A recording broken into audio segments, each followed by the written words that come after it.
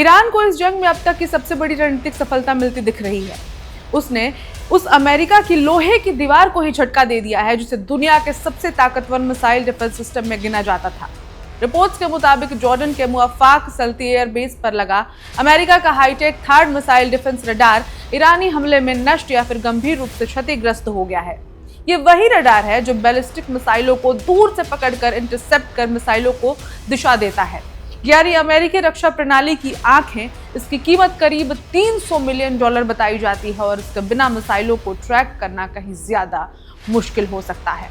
अगर यह हमला पूरी तरह सफल साबित होता है तो विशेषज्ञों के मुताबिक ये ईरान का अब तक का सबसे बड़ा वॉर हो सकता है, जिससे अमेरिका के एयर डिफेंस ढाल में गंभीर दरार पड़ने का खतरा पैदा हो गया है।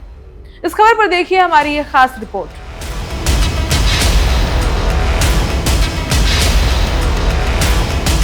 मध्य पूर्व युद्ध क्षेत्र से एक भयावह पहली तस्वीर सामने आई है, जिसमें जॉर्डन के मुवाफक साल्टी एयरबेस में एक क्षतिग्रस्त अमेरिकी मिसाइल रक्षा रडार दिखाया गया है। ब्लूमबर्ग की एक रिपोर्ट के अनुसार युद्ध के शुरुआती दिनों में ईरानी हमलों के दौरान संयुक्त राज्य अमेरिका के बहु-मिलियन डॉलर के terminal high altitude area defence system, जिसे थाट के नाम से जाना जाता है, को निशाना बनाया गया था।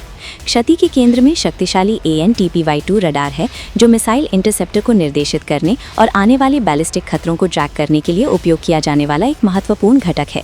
RTX कॉर्पोरेशन द्वारा निर्मित रडार प्रणाली को थाट रक्षा नेटवर्क की आंख माना जाता है।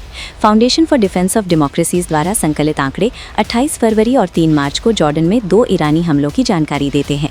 कथित तौर पर दोनों हमलों को रोक दिया गया था, लेकिन विश्लेषकों का कहना है कि रडार अभी भी सेवा से बाहर हो गया हो सकता है।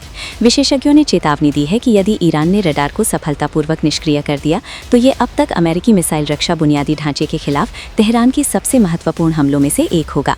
Centre for strategic and international studies के अनुसार प्रत्येक थाट बैटरी की लागत लगभग $1 बिलियन है, जिसमें अकेले रडार की कीमत लगभग $300 मिलियन है। एक सामान्य थाट इकाई में 6 ट्रक माउंटेड लॉन्चर, 48 इंटरसेप्टर मिसाइलें और एक शक्तिशाली TPY-2 रडार शामिल होता है, जिसे लगभग 90 अमेरिकी सैनिकों द्वारा संचालित किया जाता है। रडार के कथित तौर पर खराब होने के साथ इंटरसेप्शन का कार्य पैट्रियट मिसाइल सिस्टम बैटरियों पर स्थानांतरित हो सकता है, जहां उन्नत PAC-3 इंटरसेप्टर मिसाइलों का स्टॉक पहले से ही सीमित है। लॉकहीड मार्टिन द्वारा निर्मित इंटरसेप्टर मिसाइलों की लागत लगभग $13 मिलियन प्रति मिसाइल है। संयुक्त राज्य अमेरिका वर्तमान में दक्षिण कोरिया और गुआम में तैनाती सहित दुनिया भर में 8 थाट प्रणालियों का संचालन करता है। विशेषज्ञों का कहना है कि एक भी रडार खोना एक गंभीर राजनीतिक झटका है। इस बीच James Martin Center for non proliferation studies के शोध के अनुसार कतर में स्थित एक अन्य अमेरिकी रडार AN/FPS-132 रडार के भी संघर्ष की शुरुआत में क्षतिग्रस्त होने की सूचना मिली थी। ये घटनाक्रम पूरे खाड़ी क्षेत्र में अमेरिकी हवाई रक्षा नेटवर्क पर बढ़ते दबाव को उजागर करते हैं। कई मोर्चों पर ईरानी ड्रोन और बैलिस्टिक मिसाइलों के हमलों के साथ मिलिट्री विश्लेषकों ने चेतावनी दी है कि थाट और PAC-3 जैसे उन्नत इंटरसेप्टर का स्टॉक जल्द ही खतरनाक रूप से कम हो सकता है।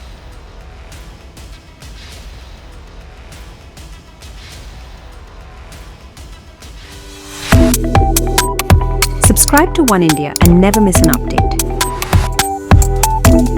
Download the One India app now.